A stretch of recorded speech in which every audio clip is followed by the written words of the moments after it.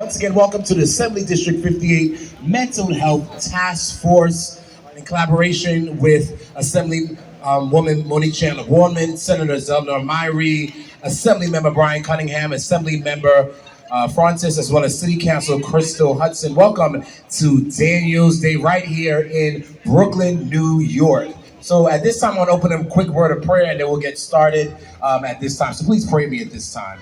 Father, we thank you for this awesome day. We thank you as we count down to the ending of summer. We thank you for our community. We thank you just for our mental health today. So we bring our mental health before you, Lord. We thank you for all the local community partners that are here, Lord. We thank you that you are here with us. So I pray, God, that those that need help will get the resources they need today. They'll learn about the information that can help them and what they need to do to better themselves and help others. In your name we pray. Amen. All right, at this time, it's my pleasure to introduce Miss Ashley Gant, and she's from the Free the People Rochester. So please welcome her at this time.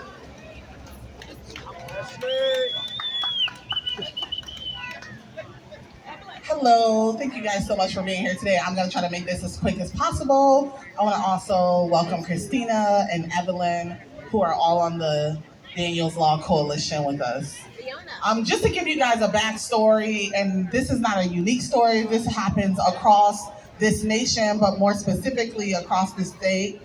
Daniel Prude was a Black man who was visiting his brother in Rochester almost 3 years ago. He got off the plane, went to his brother's house, they chilled out for a bit, and then Daniel Prude was experiencing a mental health crisis.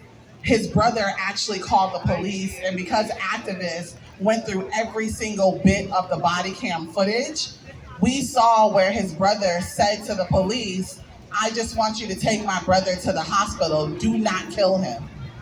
And when it doesn't hit home, these are things that seem like it's far distant. It wouldn't happen in our city, it wouldn't happen to our friends, our family, our relatives, but it did. Daniel Prude was a Black man, butt naked in the middle of the street, in the middle of the winter, going through a mental health crisis.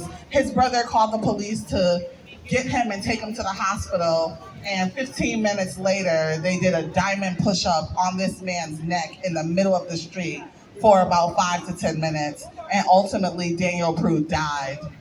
Free the People Rock came together in the wake of what happened to George Floyd, and it's an organization of femme activists who wanted to come together to be in lock and step with the uprising that was happening across the nation.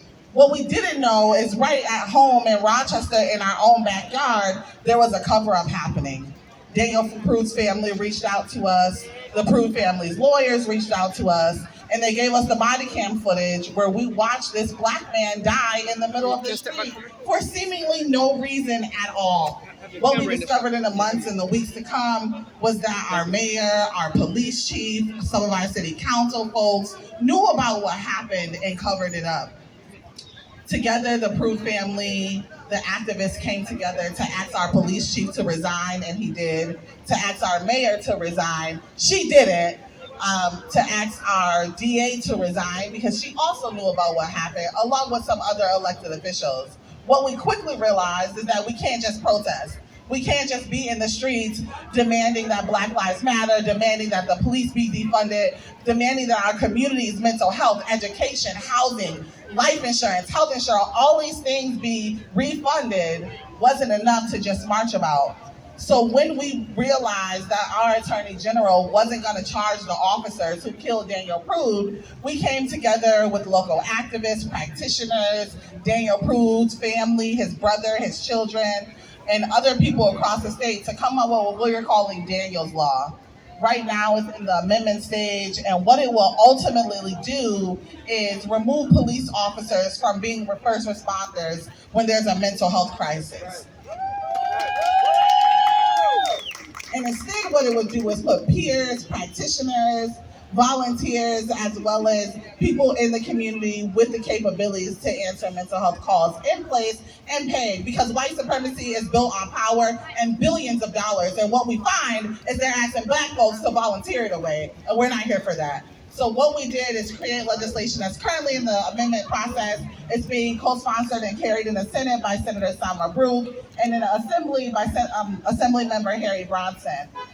Going forward into the legislative session that's going to start in January, we're hoping that we have so many conversations about this, that our legislators, when they're in Brooklyn versus when they're in Rochester and Syracuse, that we're all singing the same song, we're all saying the same message, and that's that our people deserve to be treated with humanity, dignity, and we deserve to live.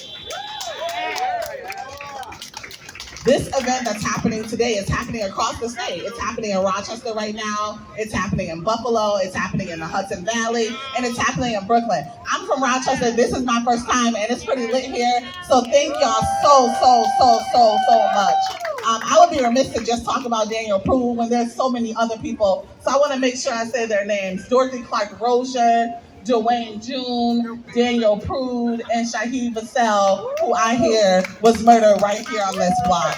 So as we move forward in this work, as we find time and opportunity today to live in the joy that Black people possess, also remember that in this upcoming legislative session, it is our job to hold our elected officials' feet to the fire. We don't want to just come out and have nice events. When those session doors close, we want them to be talking about the issues that most deeply impact our lives. And one of those at the forefront is Daniel's Law, is mental health. Thank you guys so much, and I'm gonna shut up now.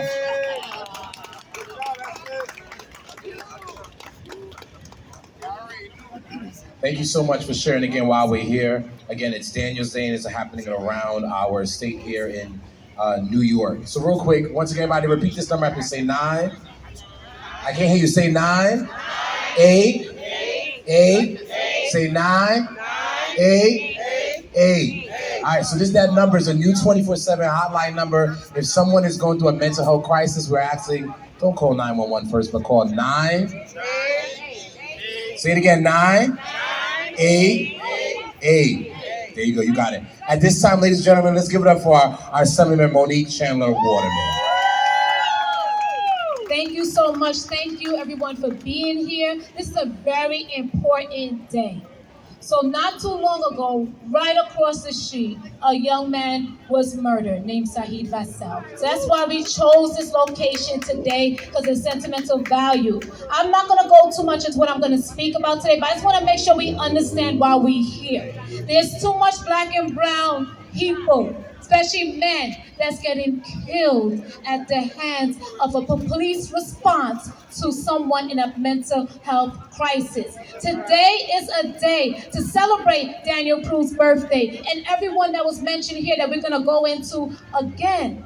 But also to make sure we know our mental health resources that we have. We wanna make sure we know our rights. We want to know about the Daniel's Law. We want to know about 988. We want to be an informed community about what we can do to help others in crisis. So I want to let you know, thank you for all the partners coming here today to make sure you add to informing our community, educating our community. Make sure we have access to resources. We're going to continue advocating for that. I'm going to let some of the advocates speak and then I'll go into my speech. But I just want to make sure we understand why we are here today. And we have family members of those we lost standing here with us today. So our goal is not another Daniel Prude, not another Shaheed Vassell, not another Dwayne June, and not another person who did not get mental health services that was unwell, that unfortunately committed violence to someone that is dead, like Dorothy Clark Rozier. So there's both sides of it. And we gotta look at ourselves when these things happen. What are we doing to make sure we advocate for resources in our community? When I got elected, I said, I promise to get those resources down. I'm not gonna be a person that's gonna stand here and talk a talk, right? And don't walk the walk. Here's the walk, and we're gonna continue walking. So I'm gonna pass it back on to our lovely Home Minister Chris, to our host, and then I'm gonna let our advocates and the voices heard, and then I will close out. Thank you. Let's give it up for our Assemblywoman. At this time, please welcome Mike Schreinsberg. He's the president of the 504 Democratic Club. Thanks, John. Can you all hear me through this mask? Yeah. Sure. I don't see a lot of masks here today, but this mask I'm wearing for a number of reasons. One, I believe that when you're wearing a mask, it's not about self-protection, it's about protecting others, and particularly the elderly and people with disabilities, who are still very susceptible. So I'll be attending a hearing with the MTA next week, advocating for a return of mask mandates on our public transit so that everyone is protected. So, okay, said that bit. But that's not why I'm here today. I'm here to support your Assemblywoman, who we have the 504 Democratic Club, which, by the way, is one of only 3 citywide clubs, and the nation's first and largest advocating for the civil rights of people with disabilities. Um, we have had the pleasure of knowing your Assemblywoman for quite some time, before this election, and we've always supported her because she supported our community. And when she made promises to do things, she keeps her promises. Today is one of those promises kept. Thank you very, very much, Assembly. So the things you need to know is that mental health is a disability. And not quite as many people in wheelchairs or canes are shot and killed. Some are, but not at the alarming rate that people with mental illness are. And when they're not killing us, they're sticking us in jail. Do you know that Rikers Island is the largest psychiatric facility in New York State? It is. It is because rather than give treatment to people with mental illness, they lock them away, which only makes matters worse. So, we have to begin to recognize that mental illness is another disability and should be treated in the same way as any other disability, as any other illness. But it's not. So, what you have, the other place where it's a big problem is in our schools, because a lot of the children there are also mental health consumers. And when they act on their disability, they become more like that 8-year-old girl who's handcuffed and carted off to a damn precinct, rather than have qualified counselors and folks there to ensure that her individualized education program is met, that the requirements are met. You know, the easy way is to call the cops and ship little children off to police precincts. The easy way of dealing with people with mental health on the streets is to put them in jail rather than deal with their disability. You can help prevent that. One of the ways, 988. We said it many times. If you experience someone in a mental health crisis or on the precipice, call 988. Don't call 911. Okay? Just please remain aware of the growing need for mental health services. This pandemic has created more mental health consumers than anything in history. The idea of isolation has been a situation that has only added to the ranks of people with mental illness. So always call 988 and be on the lookout for how we can help people with mental illness, not punish them. Thank you, Tanya. Thank you again, Mike. At this time, please welcome a mental health advocate. Her name is Christina Spark. So please welcome Christina at this time. Thank you so much. Good afternoon, everyone. Thank you, Assembly Member Channel Waterman, and the Public Task Force and the Mental Health Task Force for having this event. I'm a person, a mental health advocate, who lives with bipolar disorder. and I know firsthand how it is to have a police officer come to my door. 2 years ago, I was having a wellness check. I live in a doorman building and wasn't aware that police were coming to my house. Someone started banging on my door. I was afraid. I went into the kitchen and grabbed a knife. I was going to kill the person who come to my door because it was a do or die situation. I'm a woman. I live alone in an apartment. If my door was open, the police would have came in and shot me automatically. The body cam footage would have shown a woman with a knife, and the headlines would have read, "Emotionally disturbed woman tried to attack police."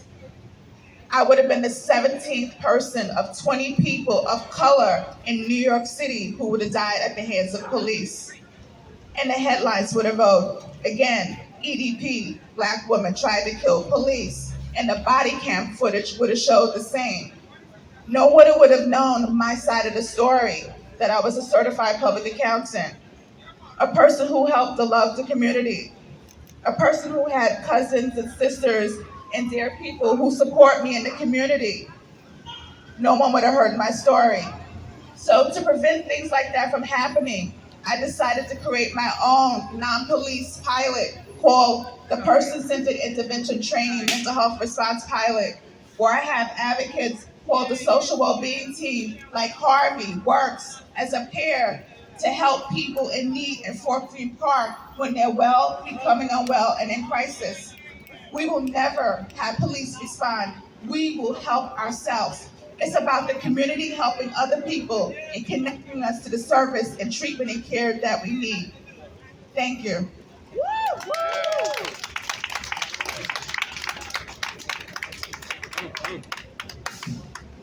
At this time, is Miss Evelyn Graham here from the Daniel Law Coalition? All right, so let's give it up for Miss Evelyn.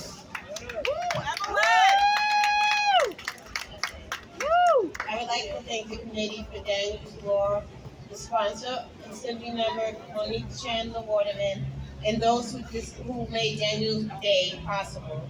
I would also like to recognize the New York State and New York City elected officials who are present on this special day. There was a woman who walked around her neighborhood in Dover, Delaware, with a 2.5-year-old and a 5-month-old, singing out loud as she walked to the store because she didn't have a car. One summer day, she walked in the store with her best friend, and when she saw a box of hair relaxer, she picked it up and said, "Ask and it shall be given to you." She then asked the store clerk if she could have it and put it in her bag. When she was asked to pay for the item, she said, "The Bible says if I ask for something, it will be given to me." The next thing the woman knew, the police were there, and she was arrested and on her way to jail. The woman kept quoting Bible throughout her time in the precinct. She couldn't recall where the store was or riding in a police car, or she remembered being fingerprinted. The woman didn't remember how she arrived at the hospital either. When she came to, she was told that she was in Delaware's hospital, where she was later diagnosed with bipolar disorder. That was 31 years ago, and that woman was me. It was the first time I learned I had a mental illness. During the 1990s, I had family issues because no one understood me. I felt like I was alone. I was hospitalized 2 more times, but there were no police involved. I had experienced a mental health crisis at my job, and my coworker went with me in the ambulance.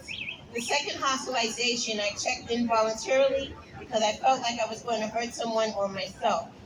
After finding out my disability, I was determined not to let the mental illness define me or take over my life. I recalled each episode so I could explain how each episode felt to anyone who would ask me. I told them that it was like having a wire fence around my head to protect me from being harmed, when all of a sudden, in my case, because of stress, the fence came down and I no longer had that protection.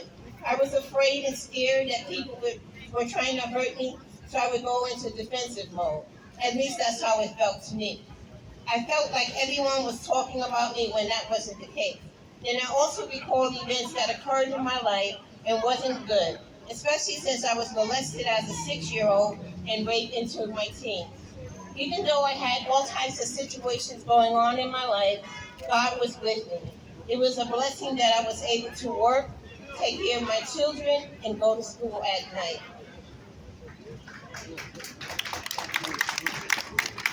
Now let's fast forward to 2017, 2018 in New York City, and 25 years after my legitimate hospitalization. I was sitting on my sofa when there was a knock at my door. When I opened the door, there were 8 to 9 police officers in the hallway. A police officer told me that I had to go with him because someone had said that I had a knife. I didn't have a knife, but I went with the police officer because I was afraid of cops, and I did what they told me to do. I was escorted outside, and the police officer asked me if I wanted to go in the police car or the ambulance. I chose the ambulance because I didn't want to go to jail. I was taken to Bellevue Hospital and dropped off, then put me in a locked room where there were people screaming and yelling. We were locked up like animals. I asked for my blood pressure medication, but I was ignored and sent back to my seat. It was Dr. Martin Luther King Jr.'s birthday weekend, so nothing would be done until Tuesday. I was angry that I was lied on, angry that I was taken to Bellevue Hospital, and angry that I was stuck there until Tuesday. When Tuesday finally arrived, I was taken upstairs to the hospital, to the ward, and I wasn't released until 2 weeks later. Thank you.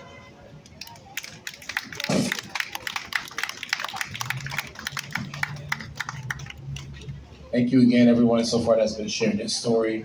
We'd like to have another one come at this time to share her story as well. There's something very powerful about sharing your story, so it's really brave of them. So at this time, please give it up for Miss Rosemary at this time.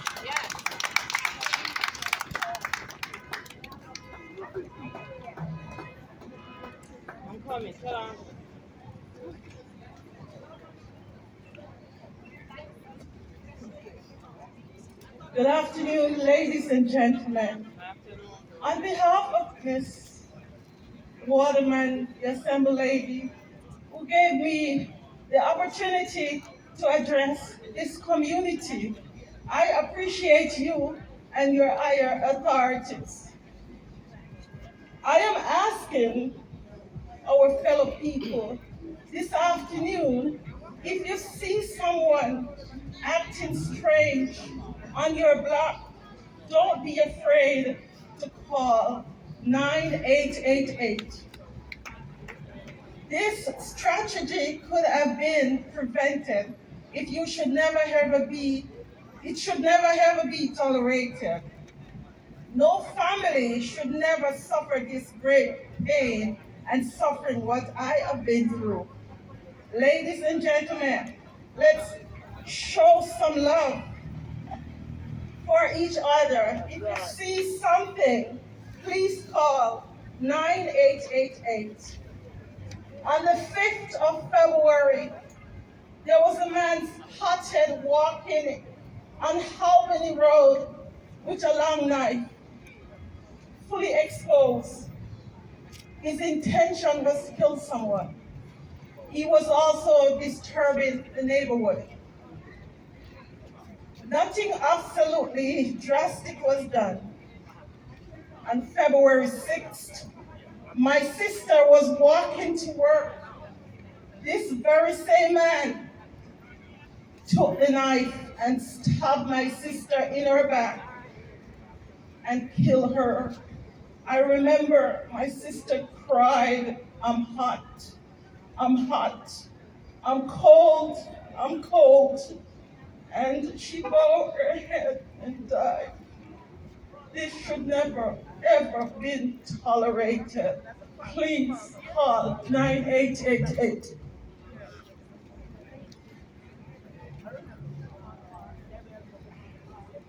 So basically, yes, let's give it up for Rosemary Chan, who is the sister of Dorothy Clark Rozier. She was on her way to work one morning, and unfortunately, someone that was unwell, that didn't get the services that he needed, didn't get the support, even though cops was called over and over, and the community knew that they needed the support. They didn't know how to get the support, and 988 just came out on July 16th. So there was no number at that time that they could call. And unfortunately, Dorothy got one stab, and she lost her life that night. And then the community members that was here today had to do the most unthinkable thing in their mind, where they had to help the police basically get their community brother, because this young man grew up in the neighborhood, to police because they knew that was the right thing to do. But then now you have victims on both sides. The family was hurt, the community members was hurt for Dorothy, and it was hurt for the accuser. They were hurt on both sides.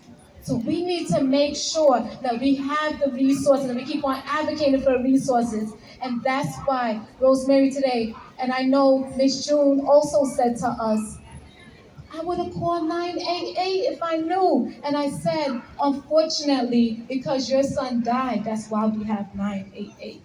So we want to make sure that this don't happen to anybody. You see something, you say something. I want to thank all the store owners over here. If you look in the store, you will see the posters. We did a campaign, thank you to our mental health task force, for Assembly District 58. They went in all the stores over here and put up the poster for 988. Because when Sahid Fassel was walking down the community, the store owners knew him, but they didn't know how to get him help.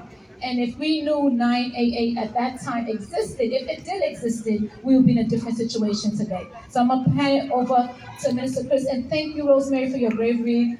Thank you for the forgiveness in your heart. I know you're trying to work all that out. But we are here, we are family. And I told you when the lights and cameras gone, we're going to still be there to support you. Thank you, we love you. Thank you, Assemblywoman. At this time, we'll have Mr. Douglas Howell. Yes, again, my name is Douglas Howell.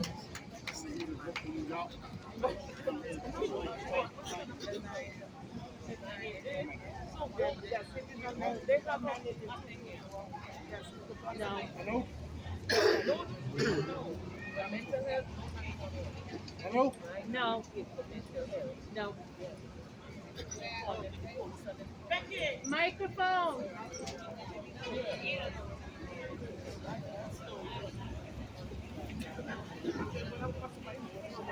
Hey, what's up, my sister? Speak real loud now. Speak brother here now. I couldn't see y'all like this. All right, once again, my name is Douglas Powell. I'm a vocal New York leader, and I'm here to tell my story about me and what I went through. Since 1963, I was labeled as a mental health patient because I got bit by a rat when I was 3 days old. And they could not put the needles in my stomach. They had to put them in my head. So they told my mother I was going to have a learning ability. And I was going to be crazy. But I could assure you, ain't nothing crazy about me. Okay. I done been in City Hall and spoke. I am the one of Brooklyn, New York that got the vouchers to $2,218 a day. And as far as the police, they killed my friend, Eric Gardner. Me and him grew up. His mother, Miss Carr, raised me. And that ain't right.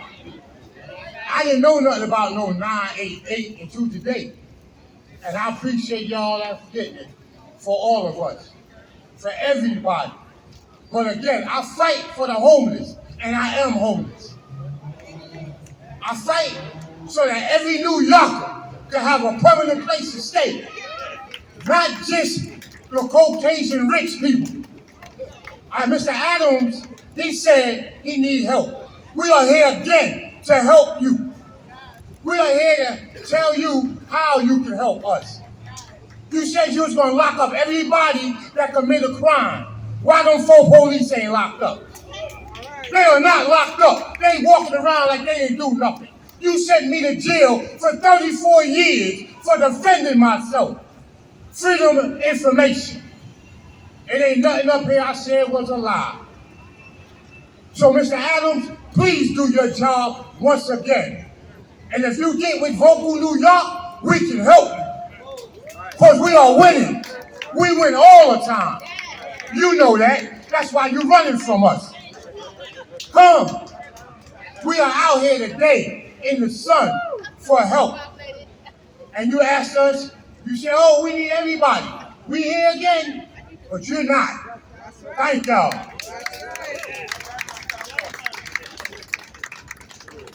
Thank you again, Mr. Powell. Real quick, I want to recognize some people that are with us today. Our district leader-elect for 43rd and 70th District, Mr. Carol Williams. Thank you so much for being here with us. Fred Baptist from the Community Board, 9 chairs. So he's in the house. Thank you so much. Thank you again for all of your support. At this time, please welcome Mr. Brandon Smith from Drum.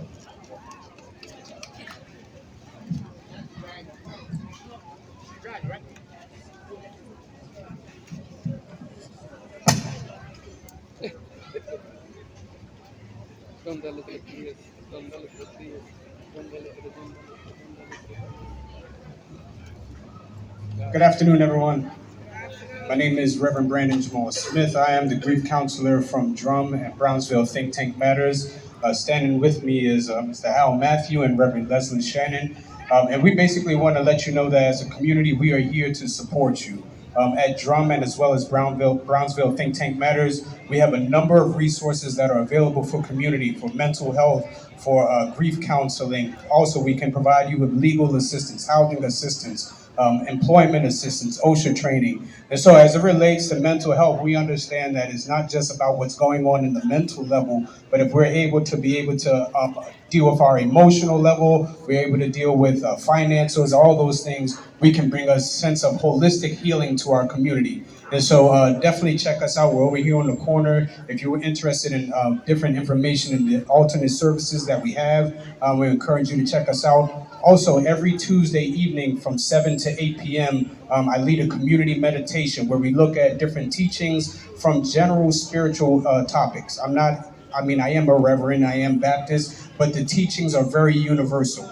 So you won't find that I'm pushing a particular agenda, but we're looking at how can we incorporate spirituality into the work that we do, whether it's in the streets doing our protesting, whether it's advocacy work. We want to incorporate our spiritual practices into the work that we do so that way we can bring healing and wholeness to our community. So also, I'm the grief counselor. If you look behind me, we have this wonderful vehicle. This is called our mobile trauma unit. And this vehicle is actually responsible to respond to shooting events, any crises within the borough of Brooklyn. And so if you have any emergencies, if your schools, businesses, if there are any concerns, you can reach out to our organization and we will coordinate with you and make sure that we send some response to let you know of our services available.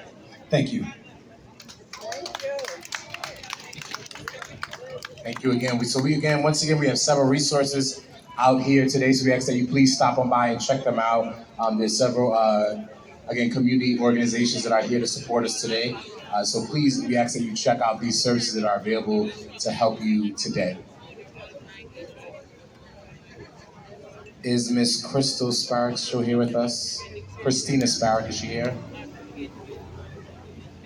All right. So, DJ, can I get some music real quick? We'll come right back to the podium in a second. But once again, please check out our services that we have here today. And let's give it up one more time for all those that shared their stories. One more time. Let's give it up for them one more time. So once again, Daniel's Day, if you hear our sound of our voice, if you're driving by, once again, mental health is important. If you know someone that needs services, need help, don't call 911, call 988. Once again, that's 988. DJ.